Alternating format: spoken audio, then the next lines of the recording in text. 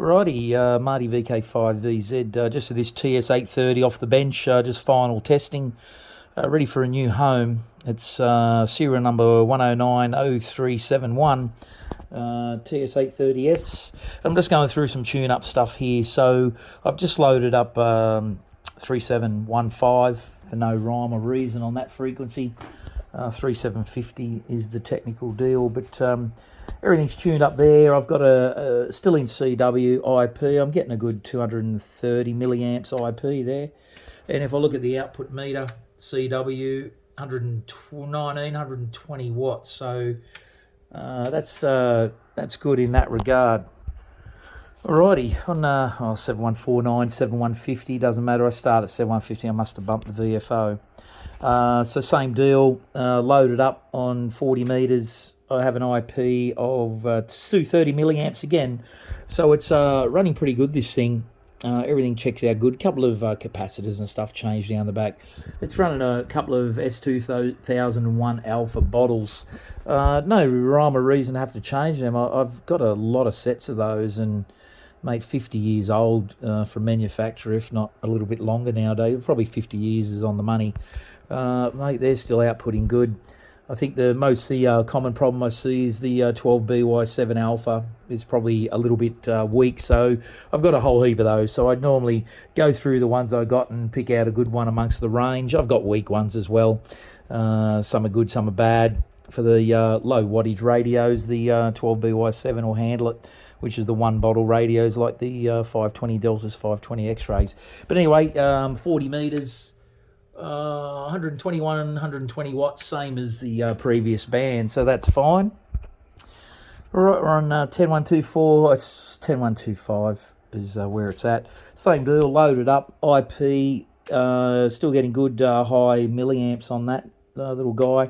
Overall, this thing, it is got good ALC everywhere. A little bit pre-testing. 10 metres is always a bit down. We'll see when we get there. Around 10 metres is always slightly down. It's a pretty taxing band, that one. And alignments and antenna and mix coils and that. Like 10 metres gives them a bit of a workout. If anything I see across the hybrid range, there's always like a 10 metre like a core slug cracked or stuck. Like they must get hot just because they're so taxing. Everyone knows they're a bit taxing on 10 metres, but it's nothing to get 60, 70 watts. You could play around all day long with them and try and lift them up to where they need to be. A lot of people go, oh, you should get the same wattage everywhere. Well, 10 metres is funny with these hybrids. A lot of things you need to do to try and get it to lift. But anyway, I believe this radio is pretty good spec. Remembering they were only ever 100 watt as max output or thereabouts. Sideband, it's nothing to get a 160 watt peak in voice, which I might plug a microphone on and show you a voice peak once I get up, maybe around 10 metres. I might do it on 10. But no drama there. And remember, guys used to run linears with these, It was nothing to have like a 922 alpha as the driving unit, 10, 15, 20 watts in. They were getting their 400 watts out. Or a little bit more. That 922 alpha is definitely capable of probably 800 watts easy. But it's the same old stories, depending on the bottles. So anyway, there's 10125 loaded up, 116, 117. And I'm not being fussy here with the tune-up. I do see a lot of people go, I'm not getting the output, but just a way to remember, have the load control off when you start a tune. I might do it here. I'll do it on 14, actually. I'll try and do a live one-handed, I guess. So 14 metres, load control off, which is counterclockwise. Roughly set your plate to the scale. And don't be surprised you have to float a fair bit each side. No big deal. Normally, I'll do it at 14175 because that's where the alignment is. You align these things according to VFO position, which is why this changes, okay? If I turn this up, you can hear the noise peak at around 12 o'clock at that 14175. That is the alignment frequency. So I'll put a mic or carrier control up. That's mic gain, not running a mic at the moment. Tune mode, definitely. Takes the voltage off everything for a tune-up, saves the bottles in case you make a mistake. There's no doubt about that. So I'm going into ALC. I'm going to hit send I'll try and do it one-handed and keep on the meter here. And I'm going for a peak in the meter. Just because we're in ALC at tune mode doesn't mean we're going for max on the ALC scale. That's under voice. That's your ALC when you're under voice and microphone. So we're looking for a maximum peak on scale.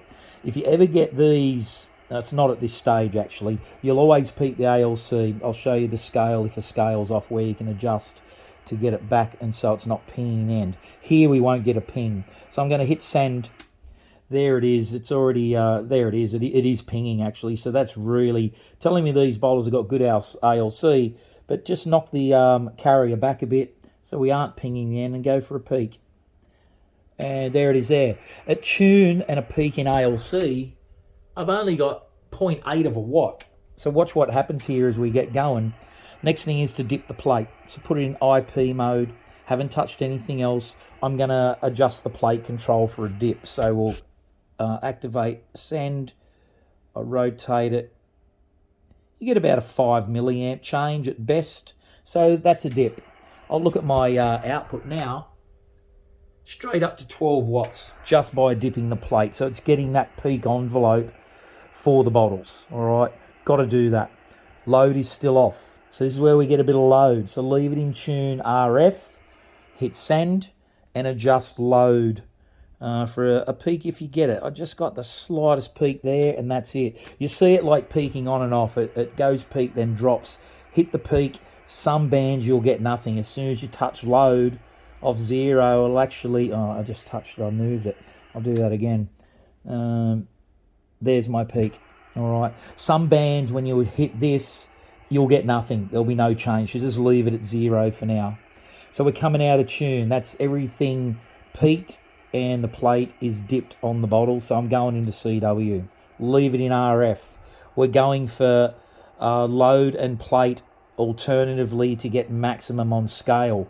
Here is the, if you get a ping on this scale and you can't go for peaks, on the back here, which is this pot here, is RF volt. Drop the RF volt back. So it's set to 2/3 scale. I think I've already done that pre-aligning. So we'll see what happens. Notice that drop back to 14174.1 because I'm in CW. It's just a thing they do. Definitely offsets the band because now we're in actually a VFO. So RF, I'm going to adjust.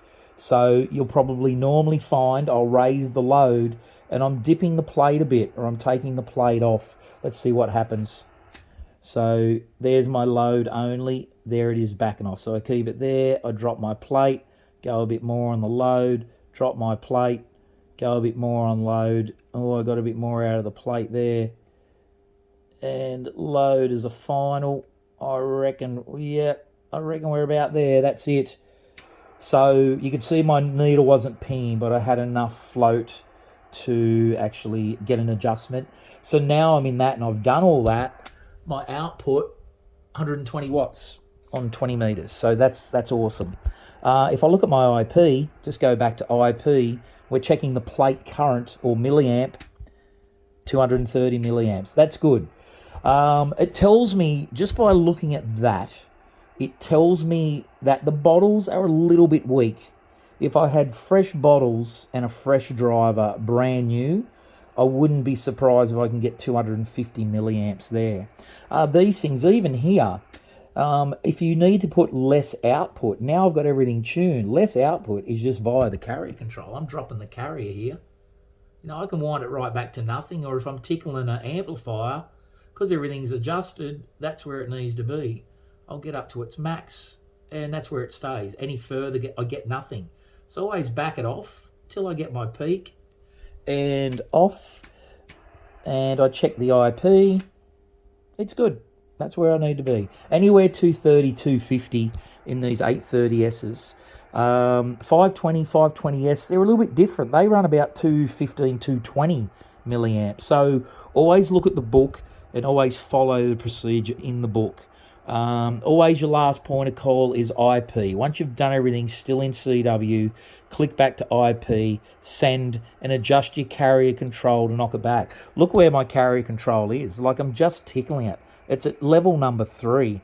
When I started the tune, I was right around, like I was right up. I was right up to 6 or 7. 10 metres, you definitely have to open it up full. As we go higher in band, don't be afraid to open the carrier control right up. And if you're peaking off scale with an ALC adjustment, just back the carrier control off a bit and set the carrier. But definitely to get these higher bands active, we need to have higher carrier control. So I'm going up to 18. I'll go up to 18 meg. First thing I'm going to do is lift the carrier, go back to tune, go back to ALC, drop the load off. I'm at 18175. I think it's 18225, is it? 18125. So I'll set it at 18125 because that's where it's happy. Same deal, I'll show you the lift in drive noise. 12 o'clock. If I go up scale, the lift in drive is there. So that's purely based on alignment frequency. So if I go back to 175, which is the alignment, the lift is at 12 o'clock. So don't be surprised about that. Just always adjust. The other way you can do this is marker. This marker is really good on this radio, actually. I'll get the marker. See, the marker's full tilt. And I'll just back it off till I get scale. If I hit the drive, you can see the lift. That's peak noise. So that's where it wants to be. So that's the other way to peak your noise. I do it by AF. I can hear the speaker. I can hear it raising like an antenna coming into resonance. Same deal. I'll go 175 again. Tune, ALC. We know we've got our lift right, so we'll keep it there. I'll put it roughly on plate 18, load off. I hit send. A little bit off scale, so I'm going to knock the carrier back, going for the peak. It was already set at the peak, purely from where we preset. So that was good. Tells me the alignment's really good. Next one is IP. We're dipping the plate, so just adjust the plate control. That's the dip, and look where it is. It's sitting at 14, so that's normal. So I've dipped the plate. My output right now is 19.2 watts, so that's good. Got a little bit of a sticky send switch, I think. I'm going to have to look at that. Might need a bit of a clean-up. Could be the contacts, so I'm going to look at that after this. Still in tune, RF. I'm going for a load peak. Let's see if we get anything. Nothing. So that's fully off. I get a slight little bump, so leave it there. Tune. Keep it in RF. I'm going for alternating. So I hit it. Hit my load up, it drops off, drop my plate back, load up a bit more, plate off, load up, off on the plate, load up. So you just little tweaks, guys. Don't leave it on here too long in send, like 8 seconds, give it a rest because they're getting hot. These things under idle TX and the fan spins slow just enough to draw heat, about 125 degrees. Under a send, they heat up to about 175, 180 degrees. So they're getting red hot, then they're dropping off cooling. Hot, cold, which is probably why they exhaust life, especially if you're running IPs quite high. You don't need to run the IP high. There's nothing wrong with backing off. You know, if you're peaking at 120 watts, knock it back to 100. It's unloading the IP and the current on the bottle a little bit. That's awesome. So we've peaked everything there. Let's look at our output. 120. And have a look at this when I hit the send. 191 and it backs down and settles at 117. Standard to see that. I'll go into IP, look at my current, still 230. We're 230 milliamps across the board at the moment, so that's awesome. I'll go to 21 meg, load off, plate on 21. Drive, it's 21225 is the alignment. 12 o'clock, that's where it is. Tune mode, I'll sit it there. So when you go to tune, it's definitely a VFO. Out of VFO as a failsafe. ALC, I'll keep it on for the moment and show you the motion here again, just so you get the order. Carrier up a little bit, nothing wrong with that. ALC, we've got enough meter there to adjust. You know, if it was off scale, I couldn't see the peak. I just knocked the carrier back, but that's good enough. There's my peak. 0.2 of a watt, only 0.2 watts there. IP, we're going to dip the plate and the output will jump up. So there's the plate dip. A good 5 milliamps out of that, which is good. and I hit send. We've eventually jumped up to 10.7 watts, so that's good. That's a good level. Anything around 8s and 10s at this point, I think, yeah, okay, everything's good. RF, hit it, try and peak the load a little. I'm getting a little bit out of that one, so that's good. So set the peak on RF load. I go to CW now, RF, and I'm going to adjust alternating. So load it up, back the plate, load it up, back the plate. So you can see the scale, she lifts up pretty good, which is what we want. You know, if you get it right on the peak and just back the other off, you'll get a nice peak out of everything there. So we've raised that up quite a bit. I'll kill it. I'll look at the output. 123, looking good. That's 21 megs. Look at my IP, it'll probably still 230. It's actually a little bit high. So I can knock that back on the carrier just to unload the bottles a bit. I'm knocking the carrier back. 230, I'll even put it at 220. 220, 102 watts. Nothing wrong with that. That's sweet. It's unloading the bottles, guys. It helps your bottles. Bit less output coming out of them. No drama. At the other end on receive, no one's going to realise. Actually, I'll just show you this on 24 megs, 24 950s, the alignment, near enough on VFO there. But I'm at the IP level, IP dipping the plate. Output jumped up to 25 watts, and you'll notice that the higher up in band. Nothing wrong with that, because we fine-tune it after. RF, still in tune, hit it, get a little peak in low. There's a slightest little peak there.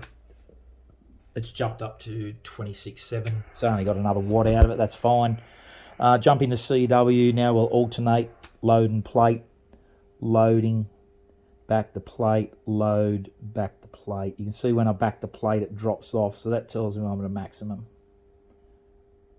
Yeah, we're at maximum pretty much there. Let's see what we got.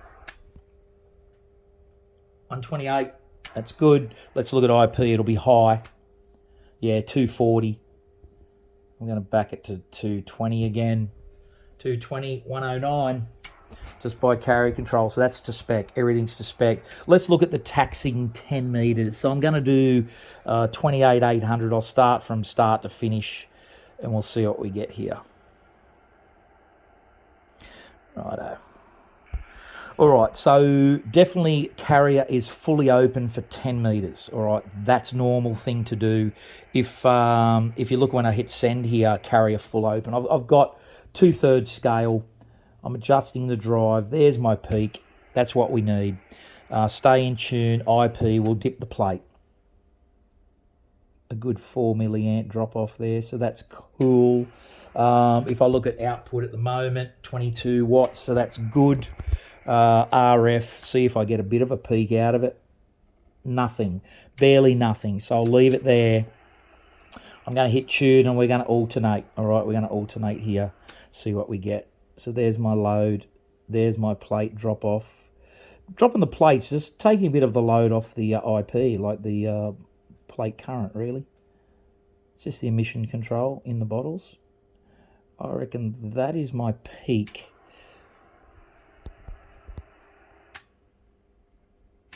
Which is pretty good. I'm going to accept that as normal. I'm going to look at IP. See how much the IP's down. Carrier's fully open. IP's at 160.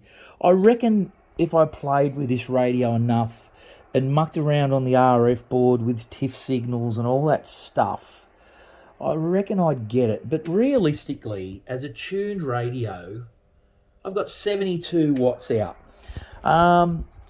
And probably that's telling me even more so that the bottle's maybe a little bit tired, but not tired enough to discard. The driver is holding. Like the driver's not dropping off on milliamp. So that's a good thing. But at 70 watts, I think you'd be pretty happy with that on 10 metres. You know, bottles and all that, they're getting expensive. There's no doubt. I'm starting to exhaust my stock and looking for more new old stock or decent second-hand ones that have been tested. But these radios themselves are the good test. You know, these test them pretty well because this is where they're meant to be.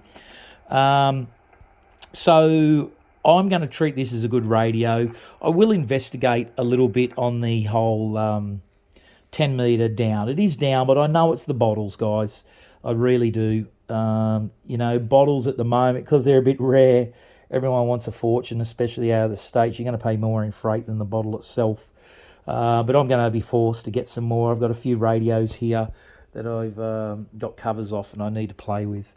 So I'm definitely getting low on bottles. But hey, 70 watts on 10, I'm happy with that as an alignment, as a radio, ready for a new home. I could get it better. I know I could get it better, but how long's a piece of string? I don't get paid enough to be tinkering around with these. No one wants to pay the money for my bench time. You know, normally I just recover a bit in the component cost time. But bench time, you know, no one wants to work on them. I normally set a rate at about $40-45 an hour. You know, a good radio that comes with no TX, you know, I might spend 10 hours on it. But how the hell am I going to recover $400 just in labour? It's hard enough someone bringing a symptom to me, and it's just timed like your solicitor or accountant, right? I tell them I'll charge you for parts, there's no doubt about that. I'll be a bit conservative with labour depending on the complexity of the job.